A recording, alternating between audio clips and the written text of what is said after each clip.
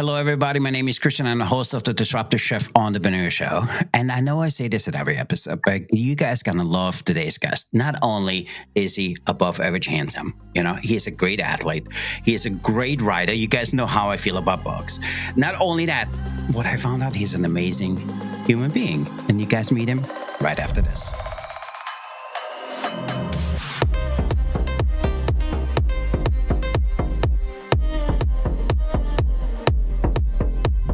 Hello again, my name is Christian. I'm the host of the Disruptive Chef Entrepreneur Show, and I'm really excited for today's guest. So, as you guys know, about 5 months ago, we said we need to bring some new people in, and we had some amazing athletes on and everything else. But there was one gentleman, I said, I really want to have him. We need to find to get him on it. So he's on here with us today. Not only is he a former NFL. He played for the Jaguars, for the Bills, for the Titans, for the Ravens. An amazing human being. He went to Howard University. And I always said, a lot of people don't know he has a degree in finance and construction accounting.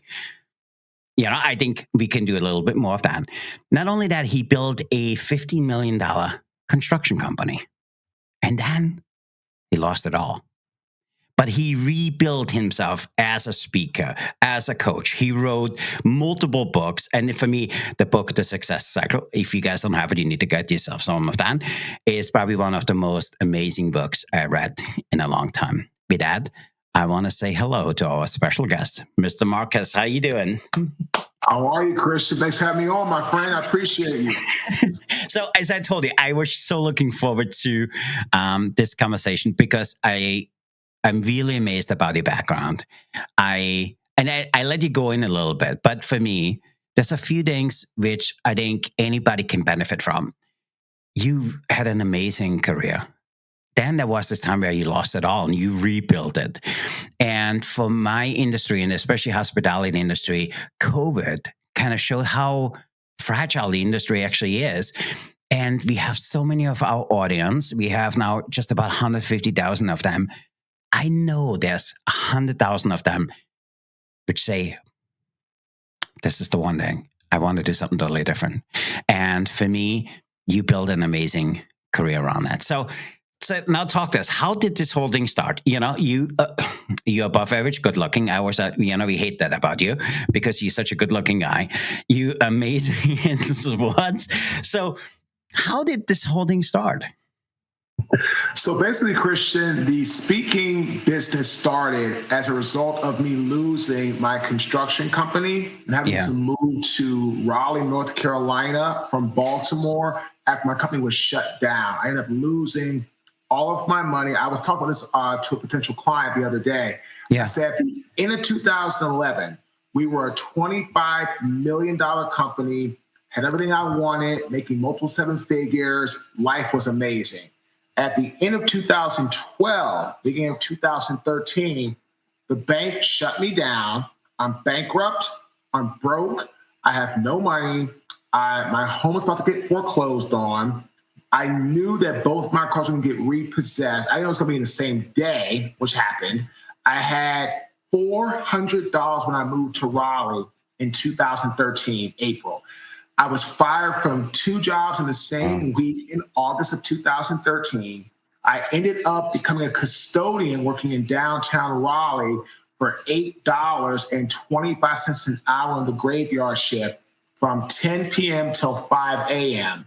And what happened is, right, Christian, I was taking the trash out on my shift and somebody's rotten meat, nasty, protruding, horrible smelling garbage, right, Christian, got all over me, my clothes, my skin, my body. And that was my wake-up call. I said, wow, everything that I had worked so hard for my NFL career to my business, it's all gone. And I tell people, living in the past is going to hurt your future.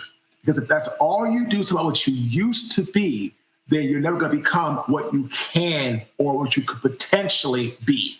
So I had to stop living in the past of being a former NFL athlete, a former construction company owner, and I had to find my new way. And so speaking started as a result of me really hitting rock bottom, really being broken, and in a state of just brokenness.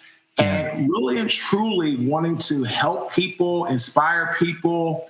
And it was a very tough road. I tell people all the time, speaking in the beginning, it is not easy because you don't have video or a website or clients or testimonials. It's very hard to get traction, especially for paid jobs in this business. So all of my jobs for 2.5 years, Christian, were completely free.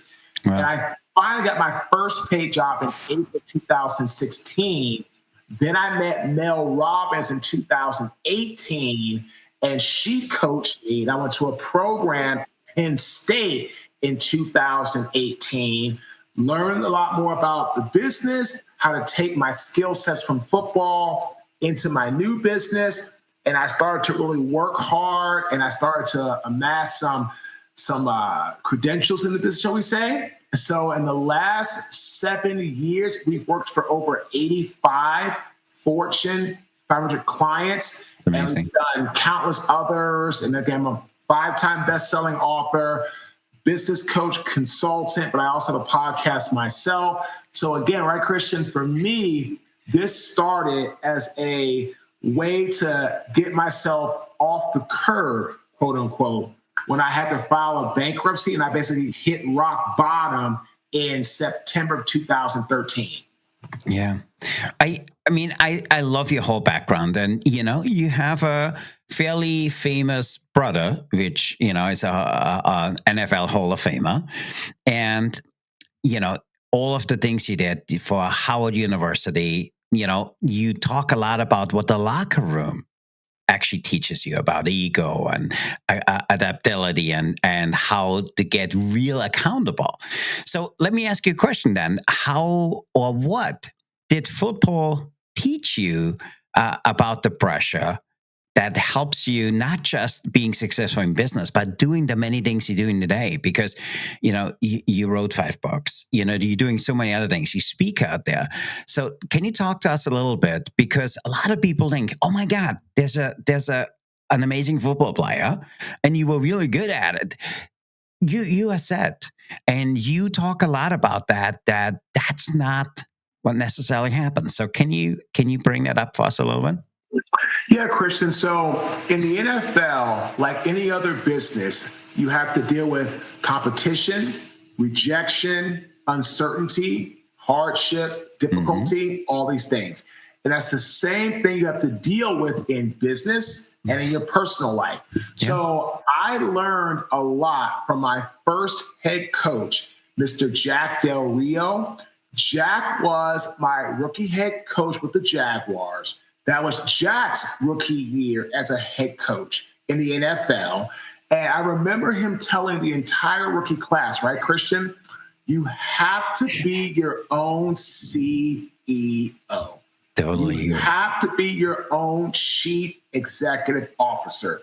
Jack said it best. If you're waiting for me or the coaches or others in the building to tell you when to get here, when to leave, how to work on your craft, how to become a master of what you do for this football team, to go out to the community of Duval County here in Jacksonville, Florida, meet fans, meet people, connect with people. If we have to tell you that, not only will you not have a job with the Jaguars for long, but you probably won't have a job in the NFL for long either, because no team wants to take you by the hand and try to tell you how to be a self-inspired, self-starting leader, especially, right, Christian, when you're getting paid millions of dollars to do it. So that was a big thing for me, because when I left the NFL, I really lost sight of that because I lost my father not that long before I retired.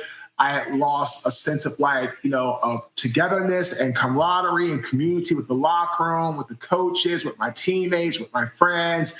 So I was just going through a really hard time. But unfortunately for me, what happened is that I forgot. I forgot the rules of engagement that I learned from Jack. I forgot to be an individual like Mike Mularkey, who was my head coach in Buffalo. Mike has a great saying. He used to always tell us, never let your day run you.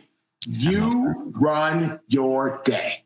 And what he meant was, if you as a player don't have control of your calendar, your clock, and how you're going to actually spend your day, plan your day, execute your day will run you. And he said, if your day is running you, you will not have a job in this building for long. So it's crazy, right, Christian? The NFL and all of my amazing coaches and front office people, like, they taught me the things that I should have been aware of when I failed. I mean, they taught me about don't let your ego get in the way, professionalism, discipline, hard work. I mean, they taught me all those things. But unfortunately, as I was making money, I was getting blinded by success or fame or money.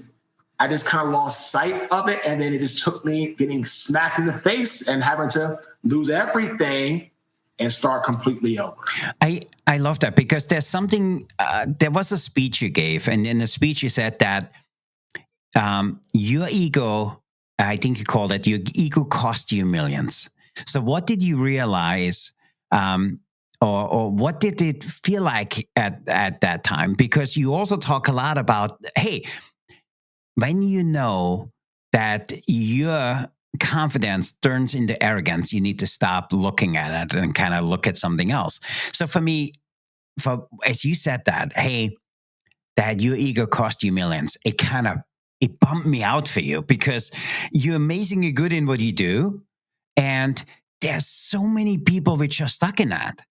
And, I see it in the hospitality industry, even outside of that, because people think, the whole idea, hey, you got to fake it and they'll make it. Okay. Which you talk about is not where this thing is at. So can you talk to us a little bit? What did that feel like for you? And how did you get out of that? So basically, what happens is when you have an ego, basically what you have to look at is you're no longer listening to people when they're trying to talk to you. I love that. And what happens is nothing that people try to tell you that that they know what they're talking about. You try to feel that you have all the answers. You try to feel that you are the one that has to make all the decisions.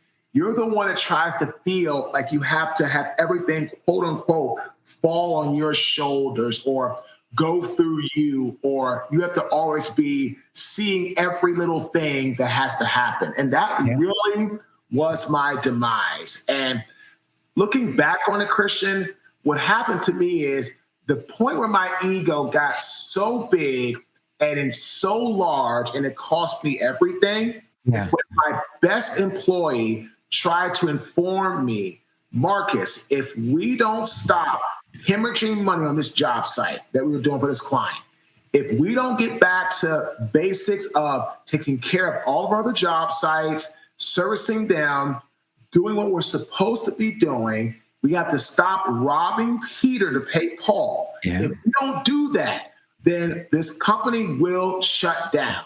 I said, Colin, we just had a $25 million revenue year. We just got a line of credit extended from the bank from $500,000 to $750 to $1.5 million. Again, this is in 2011 to $1.5 million. We have an equipment line. We have all these things. Like, we're on this job. They're going to pay us back. They're going to take care of us. Like, we're their minority contractor. Yeah, we don't have a change order, but that's pie in the sky. They need us. They can't hurt us. We are their golden child. This will be okay. Yes. Basically, I made Colin feel that what he was saying, not only did it not matter, I had no plan, no even thought of listening to him. And once he really believed that at his core, that was on a Friday, that following Monday, he comes in, he hands me his 2-week resignation papers. He leaves our company 2 weeks later. And then about 3 months or so later, I am pretty much about to be out of business. And then basically a month after that, I'm completely out of business. So that's when, as a leader, if you are somebody that you know that people are afraid to talk to, If you're someone that you know that when people talk to you, you're really not listening. If you know that when people are trying to give you their thoughts and or opinions or their perspective, and you don't want to hear it, or you don't want to, like, you're always like, you're shunning it or not, you're not even letting it register in your brain, then your ego is taking over or has already took over. And here's the thing, when that happens, it's really hard to turn the ship around. So for me, right, Christian, I had to be humbled. I had to lose everything. I had to really be hit like a ton of bricks. Like, okay, Marcus, bam, you need to lose all of this to understand that you really and truly put yourself here. So again, that's when I realized it. And then to really get it removed, right, Christian, it took rock bottom. And I tell people, I hope that people listen to this episode or my speeches or whatever, our podcast, whatever, that if you're on that road, you can learn from me. Stop before it becomes too late. I love that. And for me, there's something I absolutely admire about you is you constantly talk about this. Hey, this is what happened to me. There's a lot of people which don't talk about it because it's not sexy. I don't want to, people want to know. But you honestly share so deeply about that and what that felt to you and what you did. And then from there, you talk a lot about using your humanity as a foundation to learn to serve again. So you wrote Sleepless Nights, okay? You wrote the Success Cycle, which really captured your comeback, okay? You wrote in Success Cycle the pillars of ambition, drive, hard work, but then the accountability and the emotional intelligence kind of layer that in. And for me, by the way, I love that book. It gives me goosebumps when I talk about that because for me, that was really, for me, the starting point. And you talk a lot about this, how coaching gave you and speaking gave you, you call it your new locker room. You have new executives, you have new athletes, new founders you're working with. And for me, that's absolutely amazing. So talk to me a little bit about how did you make that pivot? Because it's great that you're doing really good now, but there's probably 80, 100,000 people which going to listen to this, which saying, I'm doing this job because it's the only way I know how to put food on the table for my family.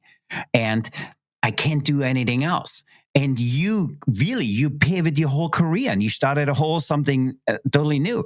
How was that conversation in your head?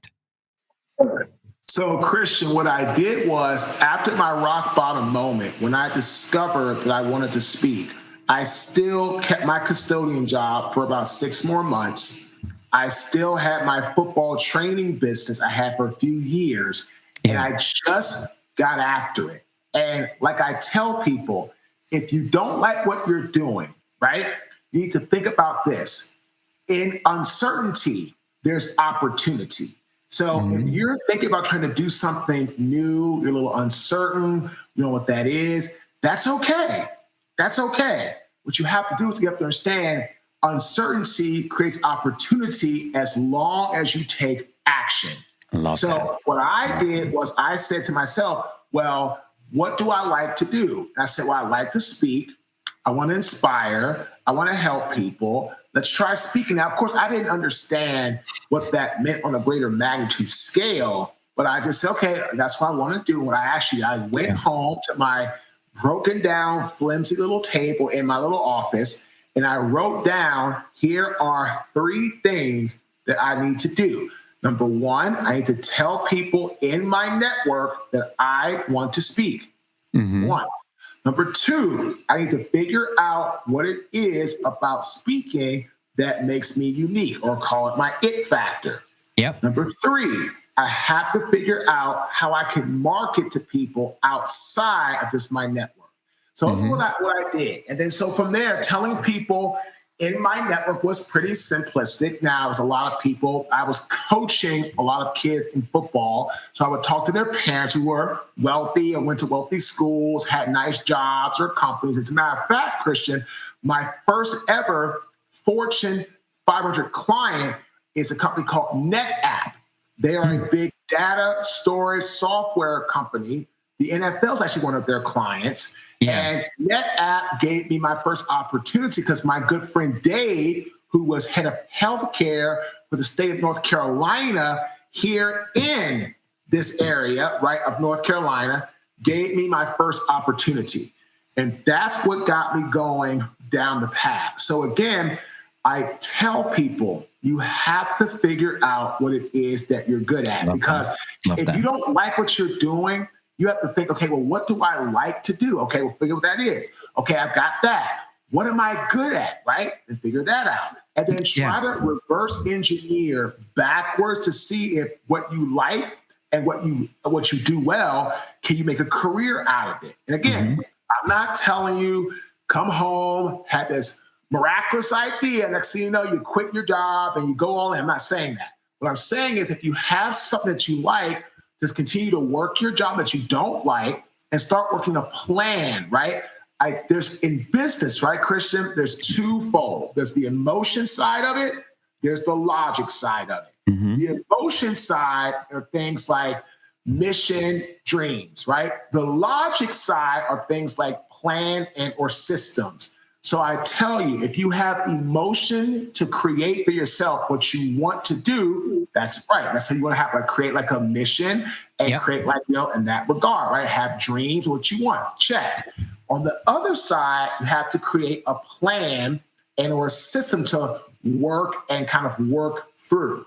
So it takes time on that front. But again, if you're listening, I'm just going to challenge you. If you don't like what you're doing, and I've been there, right? I did not like my corporate job.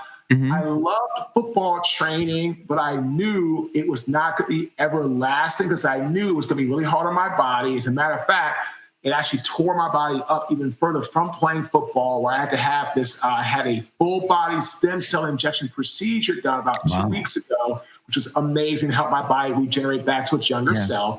But my point is that if you don't like what you're doing, you have to make a change. And remember, if you're nervous or afraid or uncertain, that's okay, because in uncertainty, there's opportunity as long as you take massive action. I love that. And when you're talking about bouncing forward. So can you talk to us a little bit about what is the idea of the philosophy? Because it sounds easy, but I learned a lot of things. You make it sound so easy. It's not that easy. Okay. It takes hard work to do what you do. So talk to me a little bit about what does bouncing forward mean and how can our listeners kind of live into that? So let's take the success cycle, okay? So first things first, ambition, right? So if you're listening to this awesome podcast, create a blueprint for yourself. Create a plan, write it down, and take it from your mind to paper or to a vision board or to a poster board or to a Post-it note, whatever the case may be. You have to create that blueprint. Ambition is basically taking the steps towards creating a new life. But you have to be bold when you do that. Think out of the box. Again, this goes back to what? The emotion side. Think out of the box. Think big picture. Think big. It takes the same energy and effort to dream big as it does to dream small. So might as well dream big. So create that blueprint for yourself, right? That's number one. That's ambition. Then drive, right? Be inspired over motivated. If you're just motivated, you will burn out. Case in point, my construction company, I was motivated to make money. I got to 25 million, got to a large company, and I achieved my goal, and then I stopped because I never really loved being in construction.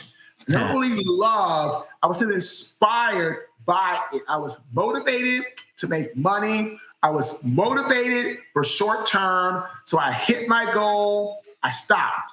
What happens? The next year, took my eye off the ball, developed. Well, my ego just grew bigger than a good part of my soul. Bam, I'm out of business, right? So drive, whatever you choose to do, please have passion behind it.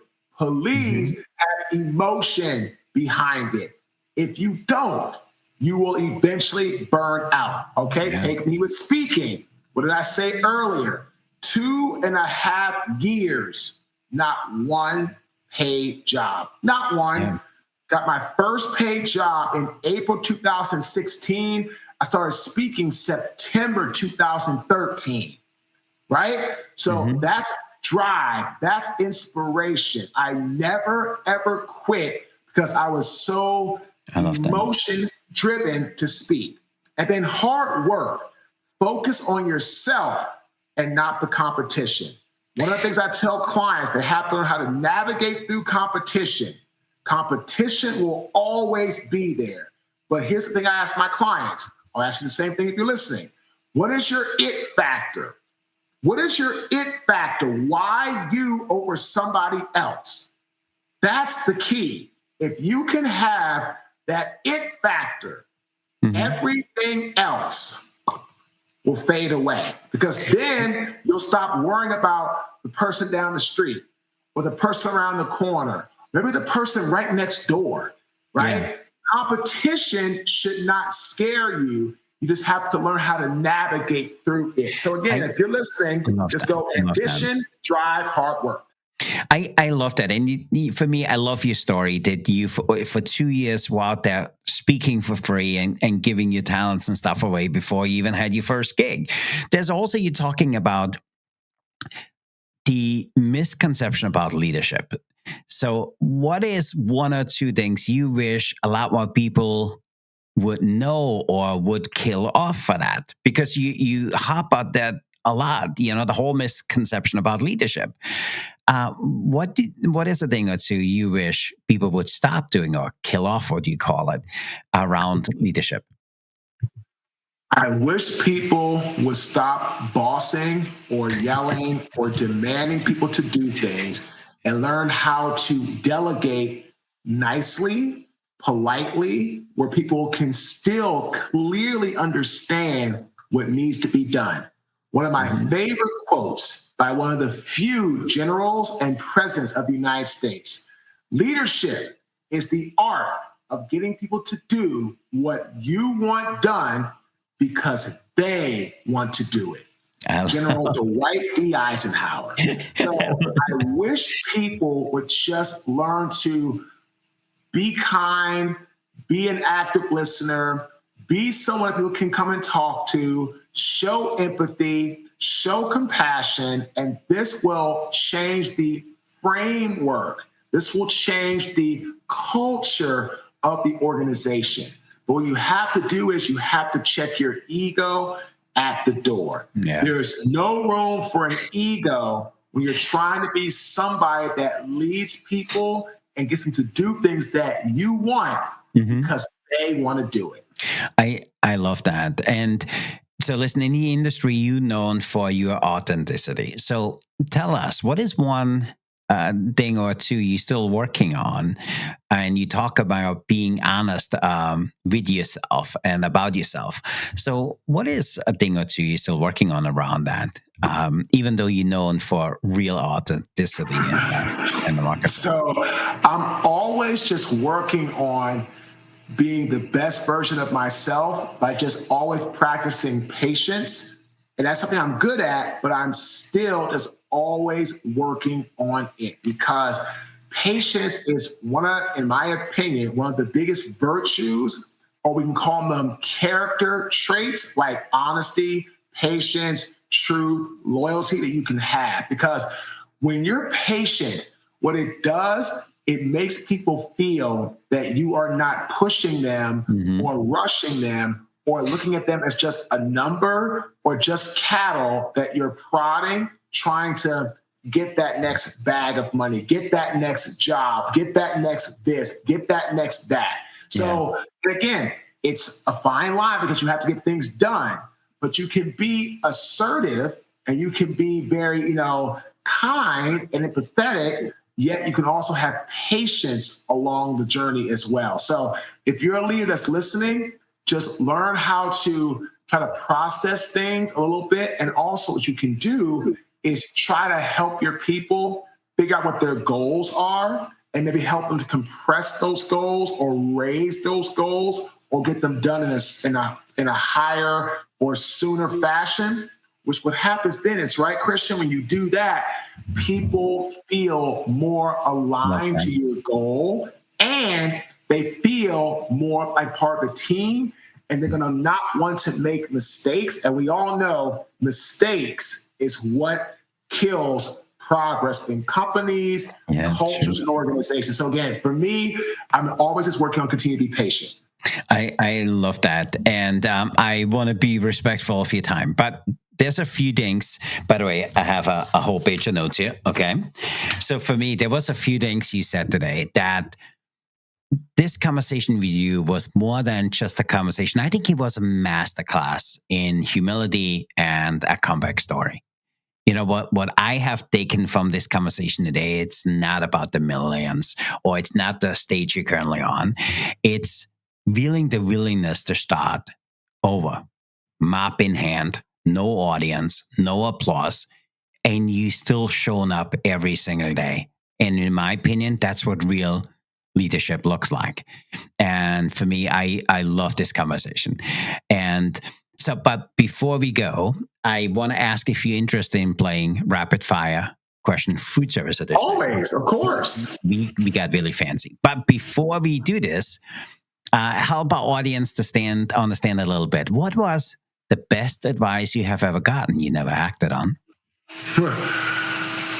The best advice I ever got that I did not act on was my employee Colin telling me to change the way we were doing things with our business. Yeah. Because I was so massively all about me, because I was so caught up in what I wanted and my narrative and my life, I just didn't listen. And as a result of that, I ended up losing everything. So without a doubt, that is exactly, truly what I wish I would have listened to. I wish I would have listened to Colin and took his advice, and I would have been a much better leader, and I would have gone out of business. Yeah. So Colin, if you listen to this, remember he said.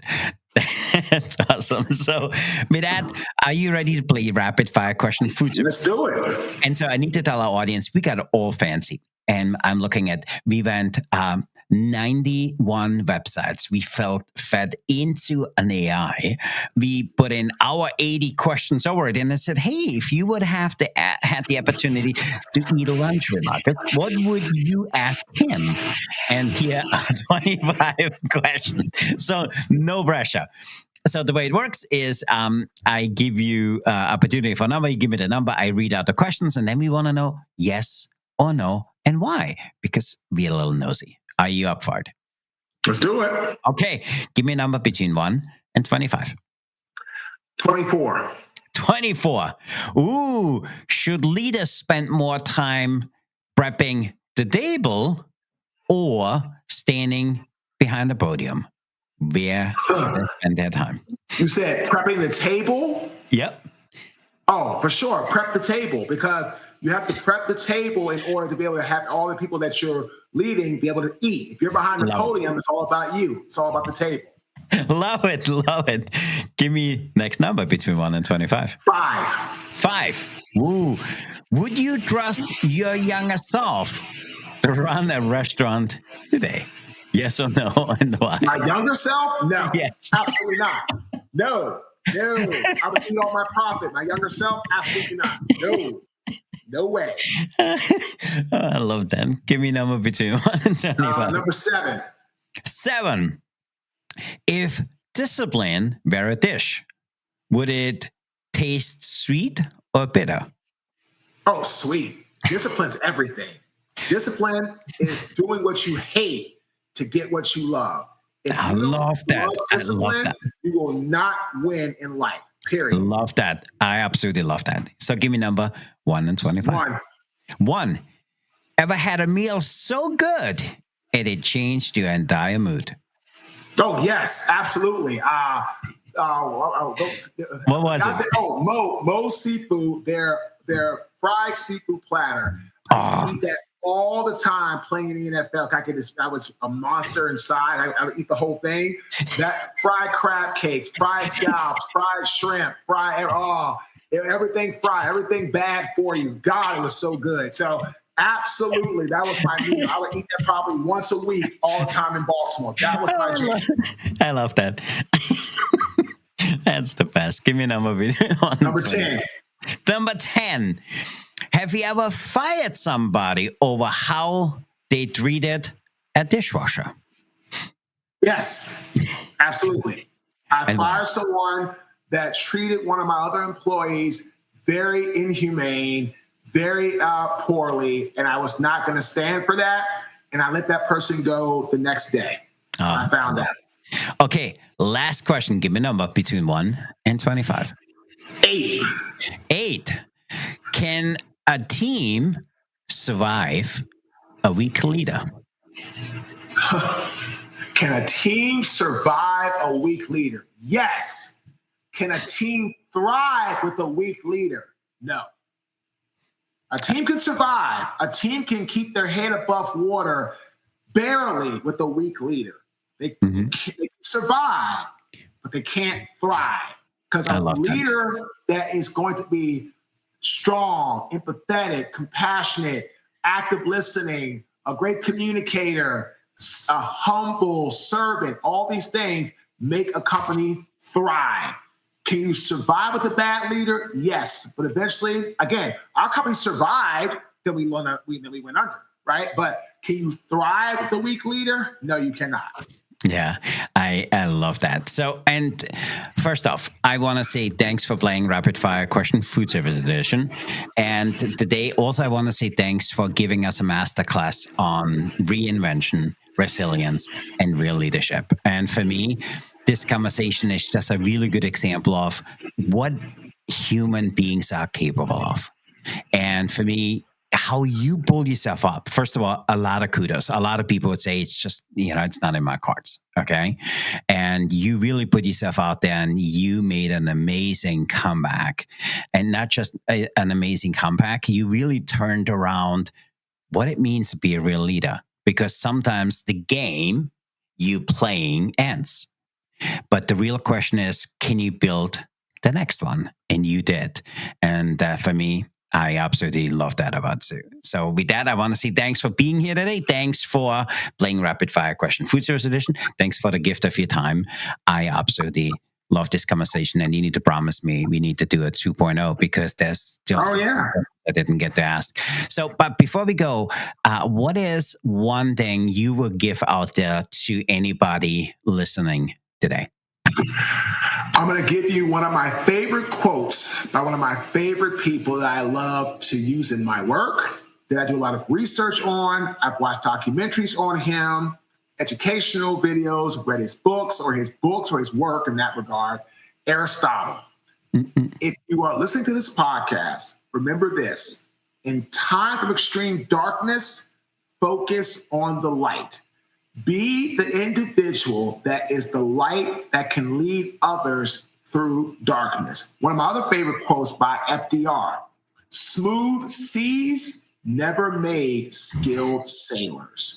So you have to learn that you are the ones that are going to help people out of the darkness, into the light, out of the hard seas, into smooth ones, because you're skilled. You're a light and you're shining bright. So always remember that. And keep moving forward. That is absolutely amazing. There's nothing else I can say. This was amazing. So first off, Marques, thanks a lot for coming on the Rapid Fire Question. Playing that for us was awesome. Thanks for being part of the Disruptive Chef show. And I want to say thanks for the gift of your time and thanks for what you do out there.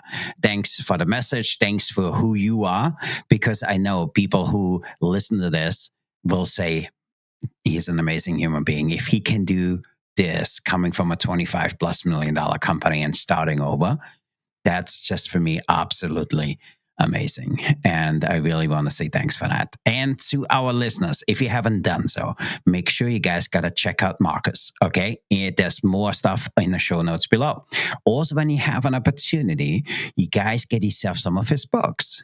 There's 2 of them, and I'm going to write it in the captions below, which are 2 of my favorites. I think you need to have all of them.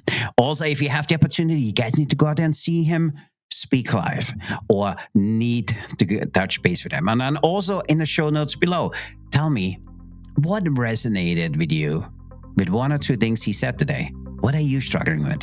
What are you working on of your comeback? Because for me, this was absolutely amazing. And there was a masterclass in doing exactly that. So with that, I want to say thanks for being here today. Marques and I are out of here. So with that, to all of our listeners, go out there and be disruptive, everybody. Marques, thanks for being here today.